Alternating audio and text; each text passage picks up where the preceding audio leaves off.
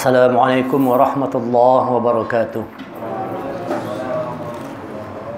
Jamaah rahimakumullah, mari sama-sama kita buka pertemuan pada malam hari ini dengan membacakan basmalah. Bismillahirrahmanirrahim. Innal hamdalillah nahmaduhu wa nasta'inuhu wa nastaghfiruh wa na'udzu billahi min sururi anfusina wa min sayyiati a'malina.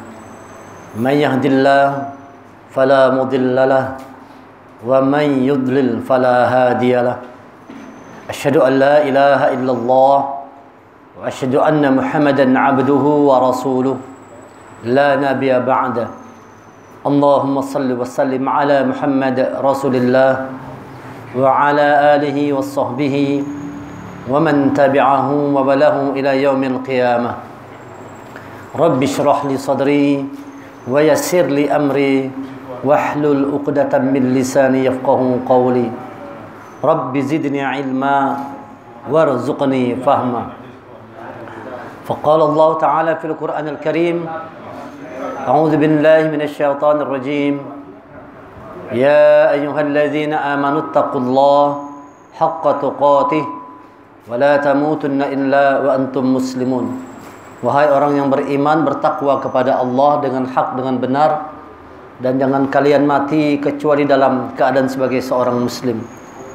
Ya ayuhan nasu taqu rabbakum alladzi khalaqakum min nafsin wahidah wa khalaqa minha zawjaha wa bassa minhuma rijalan katsiran wa nisaa wattaqullaha alladzi tasaaluna bihi wal arham innallaha kana 'alaikum raqiba. Ya ayyuhalladzina amanu taqullaha wa qulu qawlan sadida يصلح لكم أعمالكم ويغفر لكم ذنوبكم ومن يطع الله ورسوله فقد فاز فوزا عظيما. Alhamdulillah, mari sama-sama kita semua untuk senantiasa bersyukur kepada Allah atas segala limpahan rahmat, karunia, hidayah yang Allah berikan kepada kita semua, yang dengan rahmat Allah kita bisa hadir pada malam hari ini berkumpul di Mushola Miftahul Jannah, salah satu tempat yang terbaik di muka bumi ini adalah rumah-rumah Allah. Kita berkumpul dalam rangka sama-sama untuk mengkaji, memahami ayat-ayat Al-Quran dan sunnah-sunnah Rasulullah. Dan insya Allah pertemuan kita ini adalah satu pertemuan yang dirahmati dan diberkahi oleh Allah Subhanahu wa Ta'ala. Salawat dan salam senantiasa tercurahkan kepada junjungan kita Nabi Muhammad SAW yang telah mengeluarkan kita semua, membimbing kita semua, mengeluarkan dari kegelapan kepada cahaya yang terang benderang. Minaz zulumati ilan nur, dari gelap kepada cahaya, yang telah berjuang jiwa raga untuk menyelamatkan kita umat manusia, yang begitu besar cintanya kepada kita semua umat manusia ini, agar kita mampu menjadi umat yang selamat dalam kehidupan dunia sampai ke akhirat kelak. Jemaah rahimakumullah, dalam beberapa pertemuan kita sudah pelajari tentang harapan yang tertinggi dalam hidup kita ini, bahwa harapan tertinggi dalam hidup itu hendaknya menjadikan Allah itu sebagai harapan tertinggi. Bukan harta, bukan kekuasaan dan lain sebagainya, tetapi jadikanlah Allah itu sebagai harapan tertinggi dalam hidup kita. Bagaimana nanti kalau kita mati bisa bertemu dengan Allah. Yarju liqa Allah. Dan ini tidak mudah. Untuk dapat bertemu Allah bukan satu perkara yang mudah, tapi Allah katakan dia perlu dengan kerja keras. Ya ayyuhal insan innaka kadihun ila rabbika kadhan famulaqi. Wahai manusia, bersungguh-sungguhlah kalian untuk bertemu dengan Tuhanmu, maka dengan kesungguhan itu engkau akan bertemu dengan Rabbmu Allah. Jadi kita harus kerja keras, bersungguh-sungguh. Dalam rangka apa kita bersungguh-sungguhnya? Falyamal amalan sholiha, bersungguh-sungguh dalam mengerjakan amal kebajikan. Faman kana yarju liqa rabbih falyamal amalan sholiha wala yusyrik bi ibadati rabbih ahada. Barang siapa yang berharap bertemu dengan Rabb-nya Allah, maka hendaknya dia falyamal amalan sholiha, melakukan amal yang baik. Itu yang pertama kuncinya, lakukan amal kebajikan. Yang kedua, jangan kita mempersekutukan Allah. Dua persyaratan untuk kita bertemu Allah, lakukan amal kebajikan, jangan menyekutukan Allah. Nah, kemudian bagaimana kita dapat mengukur bahwa sesuatu itu adalah amal kebajikan, amal soleh? Kemarin kita pelajari juga syaratnya ada dua, dengan iman dan ilmu. dengan iman dan ilmu. Yang namanya amal soleh itu adalah satu amalan yang kita lakukan atas dasar iman kita kepada Allah. Lalu di situ muncul keikhlasan. Maka dalam hadis dikatakan syarat amal itu diterima dua, ittiba' dan ikhlas. Pertama ittiba', mengikuti Rasulullah. Yang kedua ikhlas melakukannya. Sebaik apapun amal tanpa keikhlasan, ini tidak akan diterima oleh Allah Subhanahu wa taala. Lakukan dengan keikhlasan dalam berbuat amal kebajikan. Jadi yang namanya amal baik itu adalah dengan iman. Sebaik apapun tanpa iman itu pasti tertolak kebaikannya.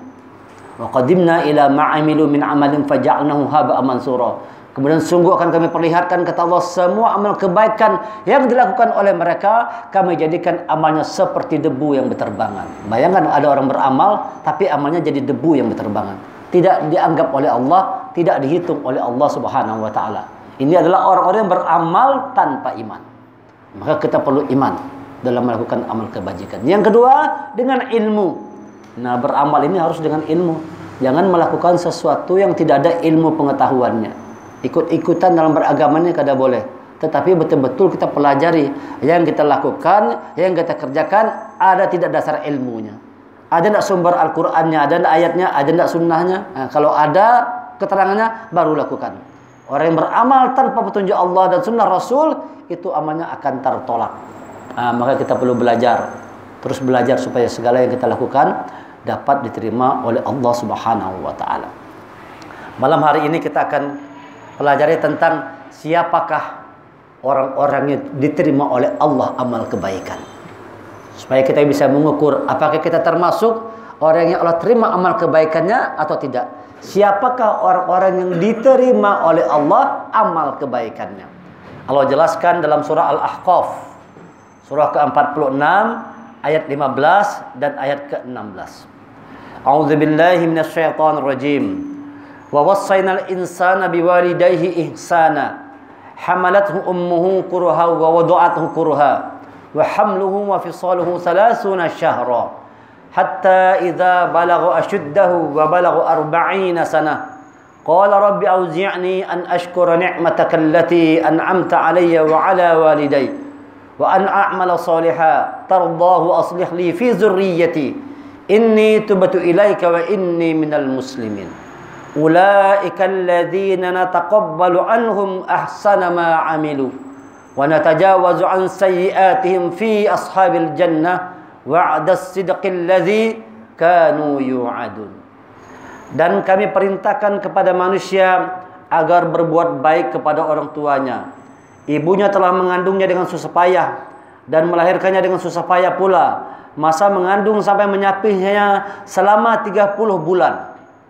Sehingga apabila dia anak itu telah dewasa dan umurnya mencapai 40 tahun dia berdoa, ya Tuhanku, berilah aku petunjuk agar aku dapat mensyukuri nikmat-Mu yang telah Engkau limpahkan kepadaku dan kepada kedua orang tuaku, dan agar aku dapat berbuat kebajikan yang Engkau ridhoi, dan berilah aku kebaikan yang akan mengalir sampai kepada anak cucuku. Sungguh aku bertobat kepada Engkau dan sungguh aku termasuk orang muslim. Mereka itulah orang-orang yang kami terima amal baiknya. Mereka itulah orang-orang yang kami terima amal baiknya yang telah mereka kerjakan. Dan orang-orang yang kami maafkan kesalahan-kesalahannya, mereka akan menjadi penghuni-penghuni surga. Itu janji yang benar yang telah dijanjikan kepada mereka. Jemaah rahimakumullah, di sini dengan tegas Allah katakan bahwa ada orang-orang yang Allah terima amal kebaikannya. Ulaikal ladzina nataqabbalu anhum ahsan ma 'amilu. Mereka itulah orang-orang yang telah Allah terima seluruh amal kebaikannya. Siapa mereka? Yang pertama, kami perintahkan kepada mereka manusia berbuat baik kepada orang tuanya.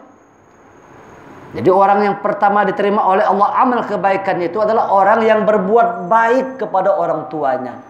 Berbakti kepada orang tua. Sehebat apapun beramal ibadah, tapi kalau durhaka kepada orang tua, itu amal tidak ada artinya sama sekali. Banyak kejadian seperti itu. Ada orang yang meninggal, orangnya rajin mengaji, rajin sholat, rajin tahajud, bangun malam, rajin semua amal ibadah, tapi tidak hormat sama orang tua. Tapi tidak suka sama orang tua. Tidak menegur orang tua sampai berbulan-bulan, sampai bertahun-tahun.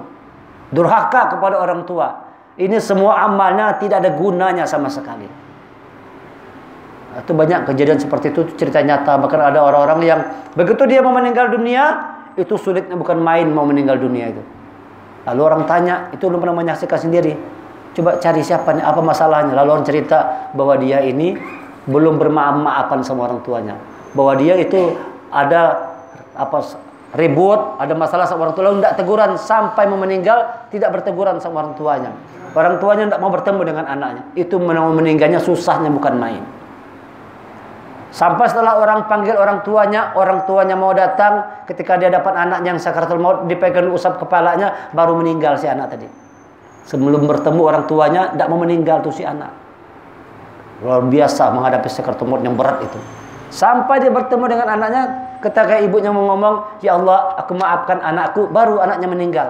Ulun menyaksikan begitu, pernah ulun saksikan tuh. Di daerah Banjar sini juga kejadiannya. Baru anak itu mau meninggal, setelah ibu itu mengatakan, ya Allah, aku maafkan salah anakku, baru meninggal. Nah, maka kita kalau punya orang tua, masih punya kesempatan, masih ada orang tua, berbaktilah kepada orang tua. Kalau jauh dia orang tua kita, sering-sering telepon, tanya apa kabar ibu, tanya apa kabar ayah, telepon. Kalau ada rezeki, kirim orang tua kita. Berbakti kepada orang tua. Ini nomor pertama, nomor satu kata Allah bahwa orang yang diterima Allah amal kebaikannya adalah orang-orang yang berbuat baik kepada kedua orang tuanya. Yang masih hidup seperti itu. Kalau yang sudah dipanggil Allah dua-duanya, doakan orang tua kita, minta ampunkan kepada Allah atas segala dosanya. Dan supaya kita kalau pernah berbuat salah kepada orang tua, kita juga minta ampun kepada Allah supaya semua dosa-dosa kita terhadap orang tua kita dulu barangkali ada pernah salah, tapi kita tidak sempat minta maaf, orang tua kita sudah dipanggil oleh Allah, maka minta maaf kepada Allah supaya Allah memaafkan kesalahan kita. Doakan kedua orang tua kita yang mereka sudah dipanggil oleh Allah. Ingat, tidak ada guna sama sekali amal kebaikan tanpa berbakti kepada orang tua. Akan Al-Quran itu perintah Allah, setelah beribadah kepada Allah, bakti kepada orang tua. Setelah beribadah kepada Allah, selanjutnya berbaktilah kepada orang tua. Dan kami perintahkan, ini yang pertama, kami perintahkan kepada manusia agar berbuat baik kepada orang tuanya. Ibunya telah mengandungnya dengan susah payah dan melahirkannya dengan susah payah pula. Susah orang tua kita itu mengandung ibu kita, melahirkannya susah, bertaruh nyawa. Untuk kita lahir ke muka bumi ini, orang tua kita bertaruh nyawa. Makanya kata Rasulullah itu setetes darah yang keluar, satu teriakan orang tua kita yang mau melahirkan itu tidak bisa ditebus dengan apapun. Tidak bisa ditebus dengan apapun. Satu teriakan orang tua yang melahirkan anaknya, itu tidak mampu ditebus. Nah, ada cerita kan itu. Di zaman Rasulullah ada orang yang pergi haji, ibunya digendongnya. Dari Yaman sampai ke Mekah itu berapa kilo jauhnya. Sampailah dia ke sana, setelah itu ditanya dengan Rasulullah, apakah ini sudah bisa menebus sebuah amal kebaikan orang tuaku, ibuku? Apa jawab Rasulullah? Satu teriakan orang tuamu yang melahirkanmu tidak dapat engkau tebus dengan apapun. Tidak bisa ditebus dengan apapun. Gimana caranya ini? Berbaktilah kepada orang tua. Kalau kita masih sempat ketemu, berbakti sebaik-baiknya. Kalau tidak sempat ketemu lagi, perbanyak berdoa untuk kedua orang tua kita. Lakukan doa setiap hari. Setiap hari berdoa. Setiap hari berdoa. Jangan kita malas mendoakan orang tua kita. Setiap hari habis sholat itu doakan orang tua. Jangan lupa setiap sholat, setiap habis sholat doakan orang tua. Sebanyak mungkin. Sebanyak mungkin. Masa mengandung sampai menyapinya selama 30 bulan. Menyusui 2 tahun, 24 bulan. Tambah usia kandungan ketika 4 bulan. Dihitungnya ketika masuk usia kandungan 4 bulan. Setelah dia menjadi sempurna sebagai manusia, setelah di tiap ruh itu baru hidup 4 bulan, maka dihitung dia 6 bulan dalam rahim itu. Lalu dia 24 bulan tambah 6 bulan menjadi 30 bulan. Nah, cara menghitungnya seperti ini. Ini bukan salah. Kenapa 30 bulan ini? Karena dalam rahim itu dihitung 6 bulan setelah usia kandungan 4 bulan. Setelah ada ruh lebih kurang 6 bulan. Ya kan? Lebih kurang 6 bulan. Ditambah 2 tahun menyusui 24 bulan. Lalu jumlahnya menjadi 30 bulan. Masa mengandung sampai menyapinya selama 30 bulan. Sehingga apabila dia anak itu telah dewasa dan umurnya mencapai 40 tahun, dia berdoa, ya Tuhanku, berilah aku petunjuk agar aku dapat mensyukuri nikmat-Mu. Ini yang kedua. Pertama, orang yang diterima amalnya oleh Allah adalah orang yang berbakti kepada orang tua. Yang kedua, orang yang senantiasa bersyukur atas nikmat yang Allah berikan kepada dirinya. Arba'ina sana, setelah usia 40, berdoalah minta petunjuk supaya kita jadi orang yang bersyukur. Maka ada orang mengatakan 40 ini batas usia. Ada kan kita sering dengar gitu ya. Kalau sudah orang tuh usia 40 tahun belum mau taubat juga susah. Ada ayatnya nih. Ketika usianya menginjak 40 tahun, 40 tahun turun wahyu Rasulullah di usia 40 tahun. Ada ungkapan orang-orang barat mengatakan the life beginning from 40. Hidup itu dimulai pada saat usia 40 tahun. Usia kematangan, usia kedewasaan itu 40 tahun. Apabila sampai usia ini belum mau taubat juga, biasanya susah ini.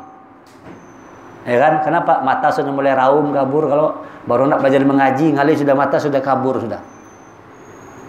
Hati-hati nih, batasnya kata Allah 40 tahun. Ketika dia menginjak usia dewasa 40 tahun, dia berdoa, "Ya Tuhanku, berilah aku petunjuk." Yang dia mintanya petunjuk dari Allah agar aku dapat mensyukuri nikmat-Mu. Yang kedua, orang yang diterima amalnya, orang yang selalu bersyukur kepada Allah. Bersyukur, jangan selalu suka melihat nikmat orang lain. Waduh, si Din itu nyaman benar hidupnya. Salah satu orang yang tidak bersyukur itu cirinya dia selalu mengukur, menilai nikmat orang lain. Nyaman benar si Din itulah, sugih benar lah. Oh, nyaman benar si Din itu. Padahal kita dikasih Allah nikmat yang jauh lebih bagus lagi. Nikmat yang lebih banyak, yang sesuai dengan kebutuhan kita. Jadi Allah itu memberikan kita saat ini harta, rumah, kendaraan. Itu semua sesuai dengan diri kita yang diperlukan saat ini. Yang paling sesuai dengan kebutuhan kita yang Allah berikan itu. Harusnya kita ini bisa bersyukur terhadap nikmat yang Allah berikan kepada kita. Jangan mengukur tuh nikmat orang lain terus. Nyaman benar si Din tujar. Kadang begawi tapi sugih benar. Nyaman benar. Jadi kita selalu melihat nyaman orang lain, sedangkan nikmat diri sendiri kita tidak pernah melihatnya. Bahkan kita merasa kurang terus. Mintalah petunjuk dari Allah agar mampu menjadi orang yang bersyukur. An ashkura ni'mataka allati an'amta alayya. Jadikan aku ya Allah, berikan aku petunjuk supaya aku menjadi orang yang bisa bersyukur atas segala nikmat-Mu. Ini orang yang Allah terima amal kebaikannya. Yang pertama berbakti kepada orang tua, yang kedua orang yang senantiasa bersyukur atas nikmat yang Allah berikan kepada dirinya. Tidak ada keluh kesah. Tidak ada keluh kesah. Fala tahinu wala tahzanu. Jangan kau merasa hina, jangan kau menyerah, jangan kau berkeluh kesah. Wala tahzanu, jangan kau bersedih hati, jangan muram, jangan sedih hati, jangan muram. Fala tahinu wala tahzanu wa antumul a'laun. Engkau orang yang tinggi kata Allah. Engkau orang yang tinggi in kuntum mu'minin, jika engkau orang yang beriman kepada Allah. Itu nikmat yang dari Allah berikan kepada kita tuh nikmat Islam, nikmat iman, itu tidak mengalahkan segala nikmat apapun. Jadi kita kalau sudah dalam Islam, dalam iman itu nikmat dari Allah. Cuman kadang-kadang manusia menganggap nikmat itu kalau punya harta banyak baru nikmat. Berikan aku nikmat ya Allah supaya bersyukur, berikan uang banyak, rumah banyak, mobil banyak, istri banyak dan sebagainya. Mau banyak semua. Baru dia menganggap bahwa dia orang yang punya nikmat dalam hidupnya. Padahal ketika kita dijadikan Allah orang yang beriman kepada Allah, itu nikmat yang sangat luar biasa. Bersyukurlah kata Allah. Ini tanda seseorang itu diterima amalnya oleh Allah, dia senantiasa bersyukur kepada Allah. Pertama berbakti kepada orang tua, yang kedua orang yang Allah terima amal kebaikannya adalah orang yang senantiasa bersyukur. Jadi jangan lagi suka melihat nikmat-nikmat orang lain, lihatlah nikmat yang Allah berikan kepada kita sendiri supaya kita bersyukur. Alhamdulillah ya Allah, alhamdulillah. Jangan terus melihat nikmat yang Allah berikan kepada orang lain. Itu termasuk salah satu tanda-tanda orang yang tidak mau bersyukur, begitu tuh. Tanda-tanda orang yang kurang bersyukur yang dia lihat adalah nikmat orang lain. Nyaman benar si Din tujar, enak benar hidup si Din tuh. Nah, yang dilihat orang lain, padahal kita sendiri sudah Allah berikan begitu banyak nikmat dalam hidup kita ini. Itu yang kedua. Yang berikutnya, Yang telah engkau limpahkan kepadaku dan kepada kedua orang tuaku. Nikmat itu Allah berikan kepada kita, juga diberikan kepada orang tua kita. Dan agar aku dapat berbuat kebajikan yang engkau ridhoi. Ini yang ketiga. Orang yang Allah terima amal kebaikan adalah orang yang Allah anugerahkan, Allah limpahkan kepadanya kebaikan yang diridhoi. Jadi kita minta kepada Allah supaya setiap amal kebaikan yang kita lakukan itu diridhoi oleh Allah. Ini nomor 3 nih. Orang yang Allah terima amal kebaikannya adalah orang yang selalu berbuat amal yang diridhoi oleh Allah. Kalau ada kata-kata amal yang diridhoi oleh Allah, berarti ada orang yang berbuat baik tapi kebaikannya tidak diridhoi oleh Allah. Hati-hati. Ada orang berbuat amal kebaikan, tampaknya seperti kebaikan, tapi kebaikannya itu tidak diridhoi oleh Allah. Karena diridhoi oleh Allah, ada kenapa? Dia lakukan amal itu tidak karena Allah, tidak dengan ikhlas melakukan kebaikan, ada motif, ada maunya. Dia memberi padahal meminta, tampak memberi padahal meminta sesuatu. Ini menjelang pilkada ini banyak begitu. Menjelang pilkada ini banyak orang yang memberi, tapi sebenarnya meminta sesuatu. Apakah kebaikan seperti itu diridhoi oleh Allah? Allah kita tidak tahu. Tetapi kalau tidak keikhlasan, kalau kebaikan itu motifnya ingin dapat sesuatu, maka kebaikan seperti itu tidak diterima oleh Allah Subhanahu wa taala. Jadi kita minta kepada Allah supaya semua kebaikan yang kita lakukan itu diridhoi oleh Allah Subhanahu wa taala. Itu yang ketiga. Setiap amal kebaikan kita itu diridhoi oleh Allah. Lakukan amalan-amalan yang mendatangkan ridhonya Allah. Lakukanlah amal-amal yang mendatangkan ridhonya Allah. Malam-malam bangun tahajud, itu mendatangkan ridho Allah itu. Itu nikmat yang harus disyukuri. Kalau kita bisa bangun malam, masya Allah, itu petunjuk Allah, itu nikmat yang luar biasa. Itu tidak bisa diukur dengan nominal, tidak bisa diukur dengan berapapun nilai rupiahnya tuh. Bisa bangun malam, istiqomah, setiap malam bangun malam, setiap malam tahajud, setiap malam mengaji Quran, tengah malam dia tahajud, tengah malam dia membaca Quran, tengah malam dia tadabbur Al-Quran. Itu nikmat yang tidak dapat diukur dengan berapapun nominalnya, tidak bisa diukur. Itu nikmat dari Allah. Lakukan amal kebaikan yang diridhoi oleh Allah. Baca Quran, senang ke masjid, hati itu dekat ke masjid, senang bersedekah, senang bantu orang lain, bersyukur terus, sabar, ridho, ikhlas dalam berbuat kebaikan. Itu adalah amalan-amalan yang diridhoi oleh Allah.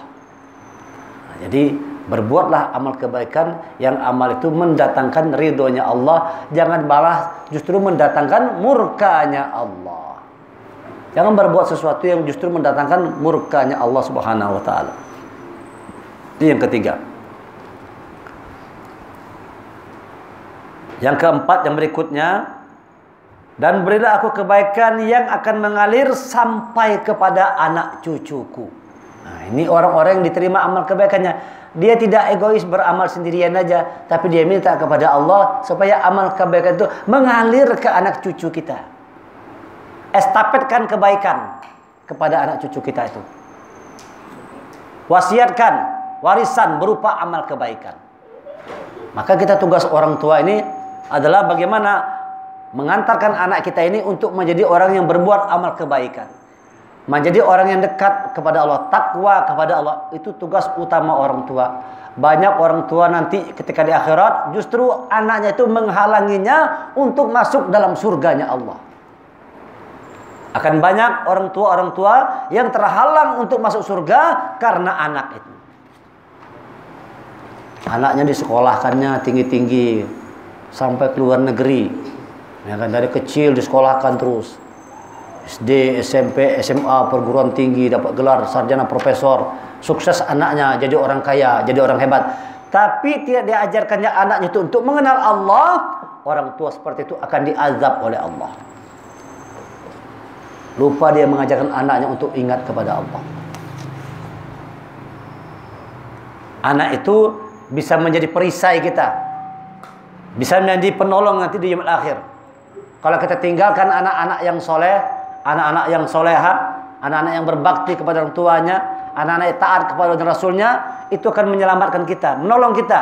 Di alam kubur kita didoakannya terus kita, tertolong dalam kubur. Di yaumil akhir, anak-anak yang soleh-solehah akan menolong orang tuanya. Apalagi kalau dia hafal Quran, itu anak akan menolong orang tuanya, menolong keluarganya. Maka kita sekarang ini tinggalkan jejak berupa warisan. Apa itu? Anak-anak yang soleh, anak-anak yang soleha. Jangan lupa sebagai orang tua, ingatkan terus anak, nak jadi orang yang baik. Bukan waktu dia kecil aja, sampai dia remaja, bahkan sampai dia berkeluarga, tetap orang tua punya kewajiban mengingatkan anaknya. Supaya jangan sampai anak itu justru menjerumuskan orang tuanya ke dalam azab Allah. Na'udzubillah. Sebaik apapun orang tua, tapi lupa mengajarkan anak untuk dekat kepada Allah, anak akan menjerumuskan orang tua ke dalam api neraka. Na'udzubillah. Na'udzubillah. Maka sebagai orang tua, jangan lupa itu. Jangan sampai kita sibuk, asik sendiri beribadah. Kita rajin sholat, tapi anak kita tidak sholat. Dan kita tidak negurnya. Ya kan? Orang tua haji, bapak haji, anak keluar rumah berjilbab, kada aurat tampak kemana-mana. Banyak seperti itu. Orang tuanya sudah haji, ibunya sudah haji, anaknya kayak artis kalau keluar rumah. Berjilbab, kada rambut itu baca ada segala macam, melihatkan auratnya. Padahal orang tuanya tahu agama, rajin sholat. Khawatir yang seperti ini justru akan membuat sengsara orang tua di yaumil akhir nanti. Karena anak itu akan menuntut, kenapa aku tidak dikasih tahu? Kenapa aku tidak diajarkan yang benar? Anak bukan menjadi penyelamat, justru anak justru menjerumuskan orang tuanya ke dalam azab api neraka. Na'udzubillah. Banyak nanti yang seperti itu. Maka tugas kita, saudara-saudara sekalian, selagi punya waktu, didiklah anak kita itu untuk jadi orang yang bertakwa kepada Allah. Mulai kecil ajarkan dia untuk kenal siapa Allah Tuhannya. Supaya dia jangan mensyirikatkan Allah. Sebagaimana Luqman, itu pesan kepada anaknya. Ya bunayya, la tusyrik billah. Inna syirka la zulmun azim. Wahai anakku, jangan engkau menyekutukan Allah. Sesungguhnya menyekutukan Allah itu adalah dosa yang sangat besar. Pesan Luqman kepadanya, jangan kamu syirik anakku. Jangan kau menyekutukan Allah. Itu nasihat Luqman kepada anaknya. Kalau nasihat orang tua sekarang kayak apa kira-kira? Nah, rajin sekolah lah, rajin belajar lah, pintar-pintar lah, supaya kena nyaman, ganal ikam nyaman kena hidup. Bisa punya gawian, punya duit banyak. Nah, kadang-kadang orang tua nasihatnya hanya urusan dunia aja. Lupa menasihatkan kepada anaknya, wahai anakku, jangan kau menyekutukan Allah. Pernah tidak pesan kita begitu kepada anak kita? Nak, jangan kau menyekutukan Allah lah. Tuhanmu Allah. Kau beribadahlah kepada Allah. Sebagai orang tua, sudah tidak kita pernah pesankan anak kita seperti itu. Masih punya waktu, kita belum terlambat. Ayo, kita luruskan. Kita ajarkan anak-anak kita itu untuk dia menjadi orang yang betul-betul bertuhankan kepada Allah. Alirkan segala kebaikan kita itu mengalir sampai kepada anak cucu kita. Nah, jangan kita menjadi orang yang egois. Kita berdoa mudah-mudahan anak keturunan kita menyelamatkan kita hidup dunia dan akhirat. Ini yang keempat. Pertama, orang yang Allah terima amal ibadahnya berbakti kepada orang tua. Yang kedua, orang senantiasa bersyukur atas nikmat Allah. Yang ketiga, orang selalu melakukan amal yang diridhoi, kebaikan yang diridhoi oleh Allah. Yang keempat, dia alirkan, dia teruskan, dia bimbing anak keturunannya itu untuk menjadi orang juga bertakwa kepada Allah. Dia bimbing anaknya. Ini tanda-tanda orang itu diterima Allah amal kebaikannya. Dia ingin supaya anak keturunannya itu juga menjadi seperti dirinya. Kalau perlu lebih baik lagi. Usahakan anak keturunan kita lebih baik dari kita. Kalau kita tidak hafal Quran, paling tidak cucu anak kita tuh hafal Quran. Nah, begitu tuh kita usahakan.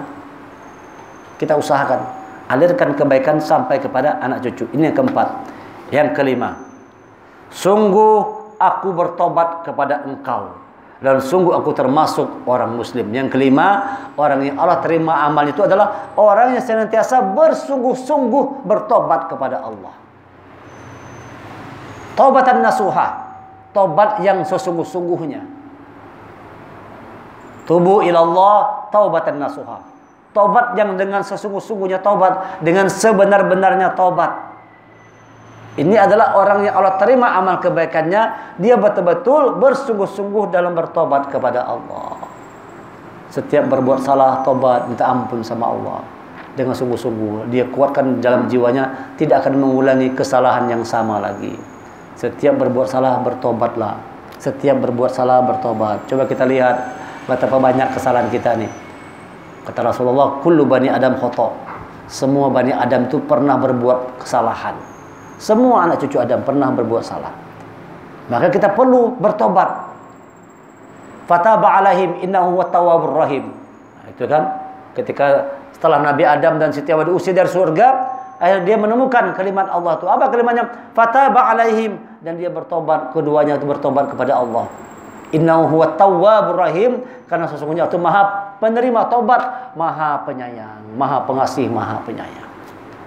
Ini orang-orang yang Allah terima amal kebaikannya, selalu bertobat terus. Selalu bertobat, bangun malam, di waktu sahur itu dia minta ampun kepada Allah.